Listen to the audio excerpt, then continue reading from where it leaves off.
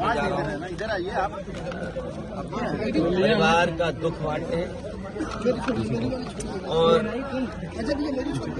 जो घटना हुई है वो शॉकिंग थी सबके लिए, पूरे परिवार के लिए और आम जनता के लिए। और तब बहुत ज्यादा शॉकिंग है कि मुख्तार अंसारी ने खुद कहा कि उसको जहर दिया जा रहा है और वही बात सामने आई। हमें उम्मीद है कि सरकार सच्चाई सामने लाएगी और परिवार को न्याय मिलेगा। जब से भारतीय जनता पार्टी की सरकार आई है तब से इंस्टीट्यूशंस में भरोसा कम हुआ है। हमने आपने उत्तर प्रदेश में देखा है लोग अपने न्याय के लिए आत्मदाह तक कर रहे हैं, तहसीलों में जान गई, मुख्यमंत्री आवास तक लोग गए हैं और जाकर के आत्मदाह किया है। मुख्यमंत्री आवास हो, मुख्यमंत्री के ऑफिस हो, जेलों में जान गई, थानों में, अस्पतालों में और कस्टोडियल डेथ में उत्तर प्रदेश लगातार आगे बढ़ता चला जा रहा है। आखिरकार सरकार क्या चाहती है और सरकार का काम करने का तरीका क्या है? इसीलिए हमारा मानना है, समाजवादियों का मानना है कि न्याय हो और सच्चाई सामने आए। लेकिन योगी जी कह रहे हैं कि जो भी कानून व्यवस्था में बाधक बनेगा उसका राम नाम सत्य कर दिया जाएगा। ये भाषा मुख्यमंत्री की नहीं हो सकती है। इंस्टीट्यूशंस हैं, कोर्ट है, थाना है, तहसील है, वहां न्याय मिलेगा।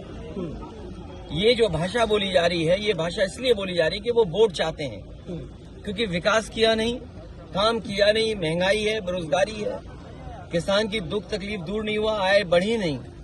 किसान के सामने किस मुंह जाएगी सरकार? नौजवानों को जो नौकरी छीन ली, पेपर लीक हुए, क्या आपको नहीं दिखाई दे रहा कि इन घटनाओं से लाभ लेने के लिए सरकार कर रही है या सरकार घटना करा रही है जिससे लाभ ले लें? क्योंकि उनके पास बेरोजगारी का सवाल जो खड़ा है उसका जवाब नहीं है। क्या पेपर लीक नहीं हुए? कोई सरकार ये बता दे इतने पेपर लीक हुए हो? 1, 2, 3, 4 पेपर नहीं, 9, 10 पेपर लीक हुए कि नौजवानों को क्या जवाब दोगे आप? मैं इनके भाषण सुन रहा हूँ, पेपर लीक पर क्या बोल रहे हैं, बेरोजगारी पे क्या बोल रहे हैं, अग्निवीर का जवाब क्या है इनके पास? मुख्तार अंसारी नाम लिया, उनके दादा, उनके नाना का योगदान क्या देश की आजादी में नहीं रहा? किन परिस्थितियों में, किन वजह से चीजें बदली, लेकिन समाज और परिवार और खासकर ये परिवार आज भी गरीबों के दुख दर्द में शामिल है। क्या हमने आपने नहीं देखा कि जन सैलाब यहाँ पर आ गया? वो लोग जिन्होंने यहाँ पर परिवार के साथ खड़े होकर के ये बताया कि वे परिवार के साथ हैं। क्या प्रशासन नहीं भेदभाव कर रहा था? क्या सरकार भेदभाव नहीं कर रही थी? आप हम जितने लोग हैं, क्या हम ये स्वीकार कर लेंगे कि नेचुरल डेथ थी? क्या आम जनमानस में ये भावना नहीं है कि कुछ सरकार छिपा रही है?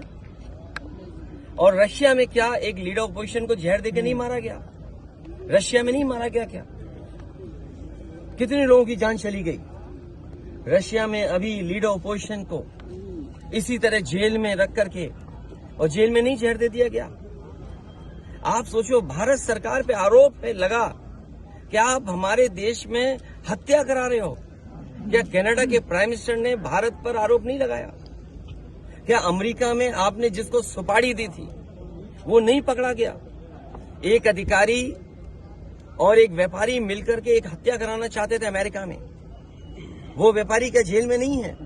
सोचो आप, क्या कल्पना करोगे आप? भारतीय जनता पार्टी जो कहती है हम विश्व गुरु बनने जा रहे हैं, हम विकसित भारत बनेंगे, क्या विकसित भारत की यही डेफिनेशन होगी कि हम दूसरे देश में जाकर के हत्या करा देंगे? क्या भारत पे हत्या का आरोप नहीं है? एक व्यापारी, उसने $1,00,000 देने की बात की और हत्या कराने की प्रयास किया, दूसरे देश में पकड़ा गया, जेल में है। भारत सरकार का अधिकारी शामिल था। क्या कनाडा के प्राइम मिनिस्टर ने भारत सरकार पर आरोप नहीं लगाया? क्या रूस जैसा पड़ोसी देश में क्या एक लीडर ऑपोजिशन की नहीं जेल में हत्या हो गई? इन बातों को सब जानते हैं आप। परिणाम ये था कि इतनी बार वो विधायक चुने गए। जो व्यक्ति इतने वर्षों जेल रहा हो, उसके बाद भी जनता जिता रही हो, तो इसका मतलब परिवार और उस व्यक्ति ने जनता के बीच में रह करके उसका दुख दर्द बांटा है। और मैं समझता हूँ पत्रकार साथी जो सवाल पूछ रहे हैं, वो सोशल मीडिया का जमाना है। आज वो तमाम स्टोरीज वहां पर हैं कि किस तरीके से परिवार ने लोगों के बीच काम किया, उनके दुख दर्द में शामिल रहे हैं। लोकतंत्र में जो जनता का दुख दर्द नहीं बांटता, दुख दर्द में नहीं खड़ा होता, उसके साथ जनता भी नहीं खड़ी होती है।